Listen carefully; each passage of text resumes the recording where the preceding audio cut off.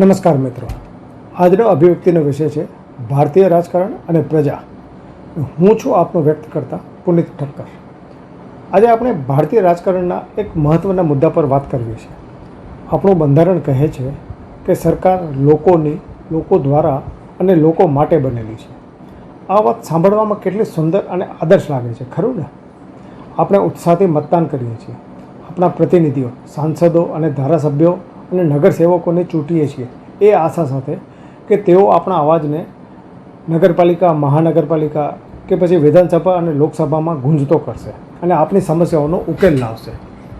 પણ જરા વિચારો, શું ખરેખર આવું થાય છે? ચૂંટણી પૂરી થયા બાદ શું આપણા ચૂંટાયેલા નેતાઓ આપણને યાદ રાખે છે? શું તેઓ ખરેખર સામાન્ય નાગરિકોની પરેશાનીઓ સાંભળે છે, તકલીફોને સાંભળે છે? આપણી પાસે ફક્ત એક જ તાકાત બચે છે, મત આપવાનો અધિકાર, અને તે પણ 5 વર્ષમાં એકવાર આ નેતાઓ સત્તા પર આવી જાય પછી એવું લાગે છે કે તેઓ લોકોની ચિંતા કરવાનું તો ભૂલી જ જાય છે અને પોતાની મરજી મુજબ જ કામ કરે છે. સૌથી ચિંતાજનક બાબત તો એ છે કે આ નેતાઓ પોતાના અંગત સ્વાર્થ માટે કે પછી બીજા કોઈ લાભ માટે પક્ષ બદલવામાં પણ જરાય અચકાતા નથી. આપણે ઘણી વખત એવું અનુભવ્યું છે કે કેવી રીતે કેટલાક લોકો ચૂંટણી પહેલાં એક પક્ષમાં હોય છે અને ચૂંટણી જીત્યા પછી તરત જ બીજા પક્ષમાં જોડાઈ જાય છે. શું આ મતદારો સાથે વિશ્વાસઘાત નથી? મત એક વિચારધારાના આધારે માંગવામાં આવ્યા હતા અને પછી સત્તાની લાલચમાં પક્ષ બદલી નાખવામાં આવે. એટલું જ નહીં, તેઓ પોતાની બેઠક પરથી પણ રાજીનામું આપી દે છે અને તેના કારણે ઘણી વખત ફરીથી ચૂંટણી કરવી પડે છે. આ પેટા ચૂંટણીનો ખર્ચ કોણ ભોગવે છે? તમે અને હું.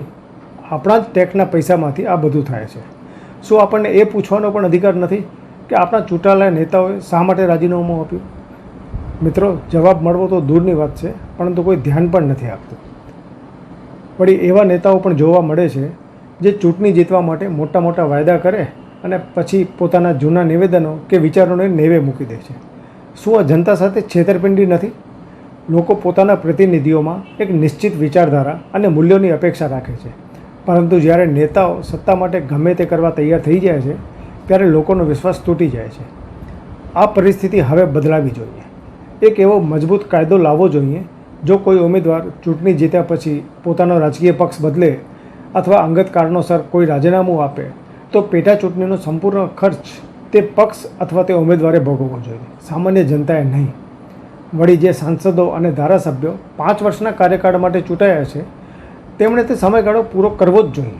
જો તેઓ રાજીનામું આપવા ઈચ્છે છે તો તેમને એ જ જનતા પાસેથી મંજૂરી લેવી પડશે જેણે તેમને પોતાના પ્રતિનિધિ તરીકે ચૂંટ્યા છે. જેમ કે કોઈ એક કંપનીમાં શેર હોલ્ડર્સ હોય, તેવી જ રીતે આ રાજનેતાઓના અસલી માલિક તો આપણે પ્રજા જ છીએ ને. તો પછી આપણને પૂછ્યા વગર તેમને રાજીનામું આપવાનો હક કોણે આપ્યો? મારું આપ સૌને એક આહ્વાન છે, આ ગંભીર મુદ્દા પર આપણે સૌ મૌન ન રહીએ. આપણે આપણો અવાજ બુલંદ કરવો પડશે.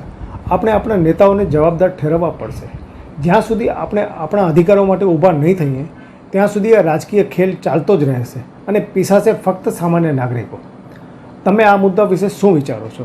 તમારી કિંમતી ટિપ્પણીઓ નીચે કમેન્ટ બોક્સમાં જરૂર જણાવજો. અને જો તમને આ વિડીયો માહિતીપૂર્ણ લાગ્યો હોય તો તેને વધુમાં વધુ લોકો સુધી પહોંચાડવા લાઇક અને શેર કરવાનું ભૂલશો નહીં. આવો આપણે સૌ સાથે મળીને આપણા લોકતંત્રને સાચું લોકતંત્ર બનાવીએ. જય હિન્દ.